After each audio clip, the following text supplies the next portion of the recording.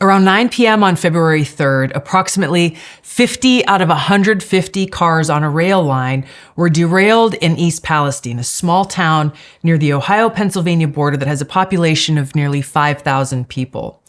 Now, about 5 of these tanker cars were carrying a toxic substance called vinyl chloride.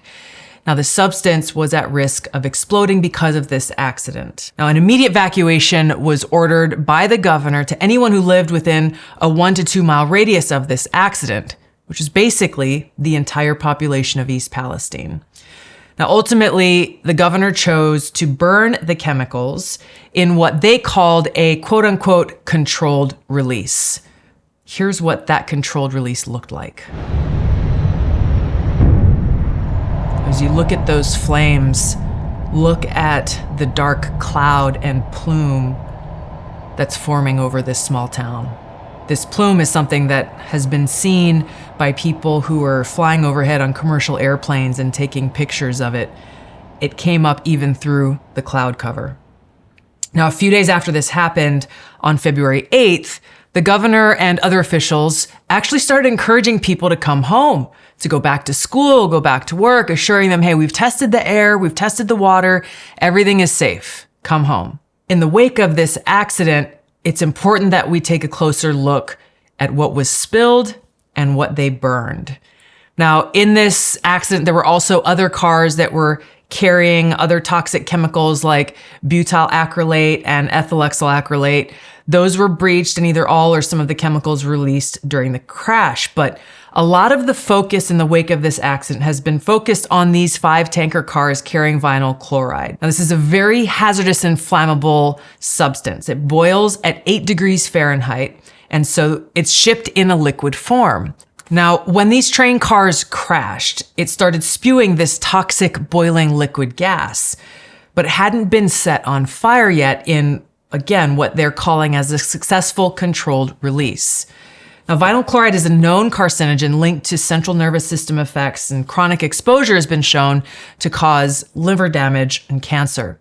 OSHA has a permissible limit of how much you can be exposed to during, on average, an 8-hour period as 1 ppm, or 1 part per million. To give that a little bit of context, now before this accident in Ohio, there was a spill in New Jersey with 1 car with this substance that spilled about 23,000 gallons from that car, but the substance, while it contaminated the area around it, it did not catch on fire. Now you compare that to what we just saw in that explosion in Ohio. This spill had 5 tanker cars that totaled a likely million gallons of this toxic chemical, not only spilling into the ground, it was boiling into the air, and then when it caught on fire because of this controlled release that the governor and others deemed a success, something very different happened. It doesn't appear that these government officials actually took into account that a byproduct of burning this vinyl chloride is hydrogen chloride.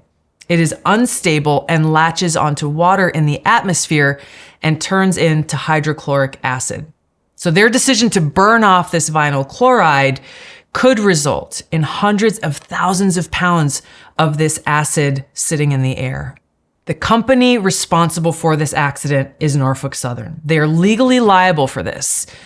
Now, it's not going to come as any surprise to you that they are downplaying this disaster as much as they possibly can. They're trying to tell everybody, hey, this is safe. There's no danger here. It's fine for you and your children and your pets to come back home. But it should and has been raising some red flags in the local community there when they're being asked to sign documents like this. Now, this document would provide agencies commissioned by Norfolk Southern and others to go in and provide testing to them, but look down there at the paragraph below that second box. The landowner agrees to indemnify, release, and hold harmless Unified Command, the company doing the testing, from and against any and all legal claims. Red flag. Why are they trying to waive any legal responsibility? Now, Norfolk Southern is boasting, amongst many other things, about how they're offering $1,000 to residents to help them with their expenses after having been forced to evacuate. $1,000? Here's the catch. You can't get that money until you sign a form. So what's their real motive here? There's some attorneys that have been warning some of the residents there in East Palestine not to sign the paper and not to take the money because it could limit their ability to hold Norfolk Southern accountable. $1,000. This is coming from a company that makes multi-billion-dollar profits every single year. Not only has Norfolk Southern been derelict in its response and its responsibilities, so has the Biden administration. On February 16th, Pete Buttigieg actually showed his hand and told us why he doesn't really care about this. He's underplaying the significance of this disaster. Let's hear it in his own voice. Look, rail safety is something that has evolved a lot over the years, but there's clearly more that needs to be done because while this horrible situation has gotten a particularly high amount of attention, there are roughly 1,000 cases a year of a train derailing. It made me sick to hear him say that. He's saying, oh, well, this one is getting a lot of attention, but maybe it really shouldn't because this happens over 1,000 times a year. We should not be surprised that Norfolk Southern and the Biden administration just don't care about this catastrophe. If they did care, they would have taken action to prevent this kind of thing from happening in the first place.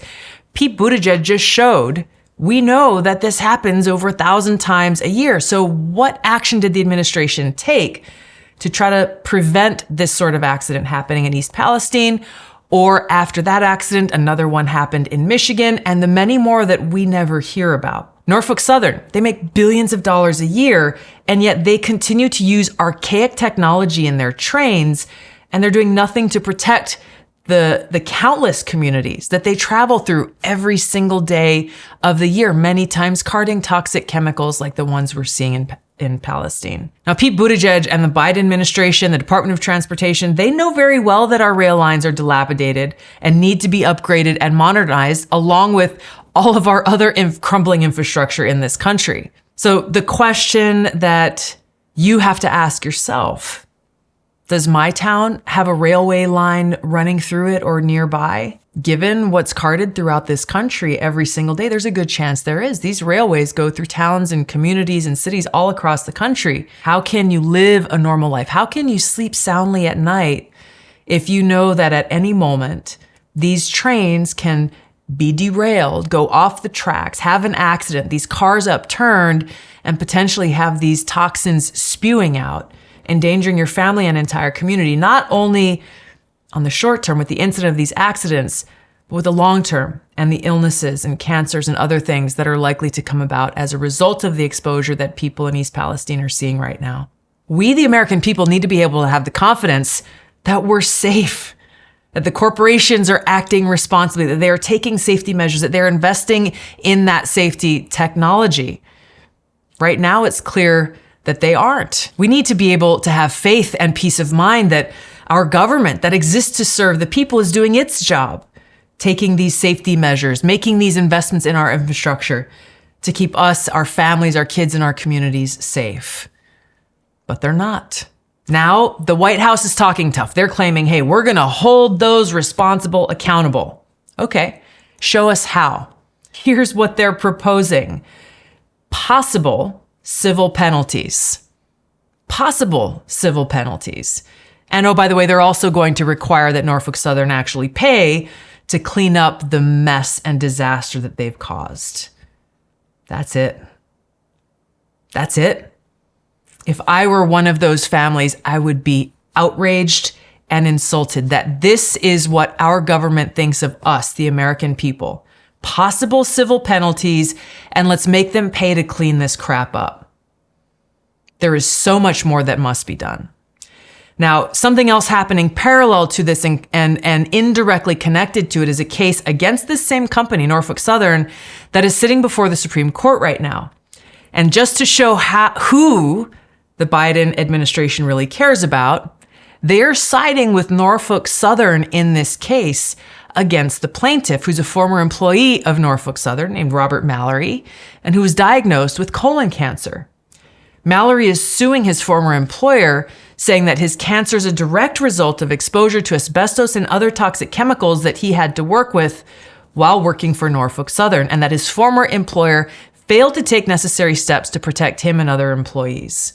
Norfolk Southern and Biden's Department of Justice are working hand in hand to try to get this case thrown out of the Supreme Court based on jurisdiction issues. They're saying that Mallory doesn't have a right to have his day in court because he didn't file the lawsuit in the right jurisdiction. And for a national company with railways that travel all across this country, of course they want to limit where, when, and how people can file lawsuits against them, limiting their liability. They want to limit it to those jurisdictions where they feel they would have a more positive consideration to rule in favor of the corporation and against the people who are trying to hold them responsible for their actions. So the Supreme Court's ruling on this case will set a very important precedent that could either help or hinder the ability of those across the country and those residents of East Palestine, Ohio, to file lawsuits against Norfolk Southern due to their exposure to these hazardous chemicals and to hold this company responsible. We, the people, need to demand more.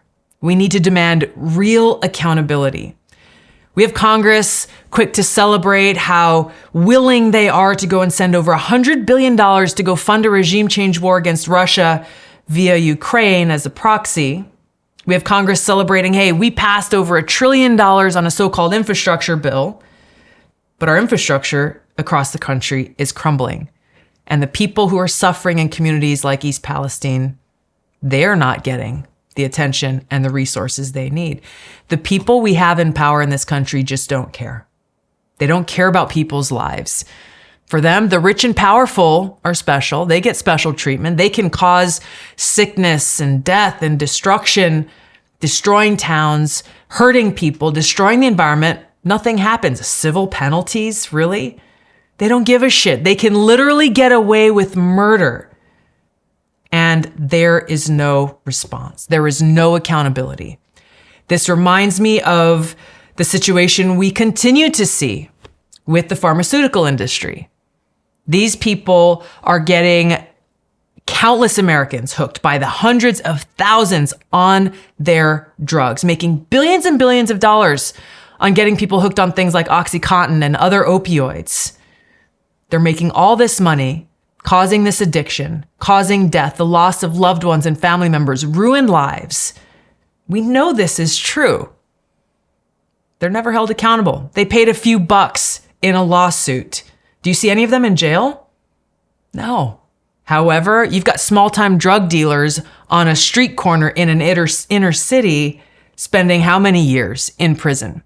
So what does this tell you? You've got people who are the rich and powerful, people who are able to buy off politicians who get off scot-free, while others who commit much smaller crimes rotting away in prison.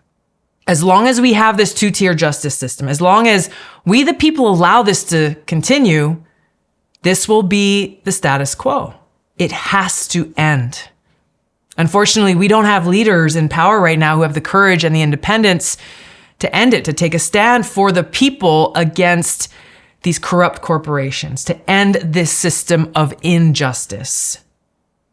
As long as we have leaders and people in positions of power and responsibility, whether it's in our water supply, sewer system, transportation, air, sea, airlines, as long as they don't care about us, as long as they only care about power or money, then we're going to continue to see these kinds of disasters occurring, just as we have been for far too long. What we really need in this country is a wholesale change in leadership.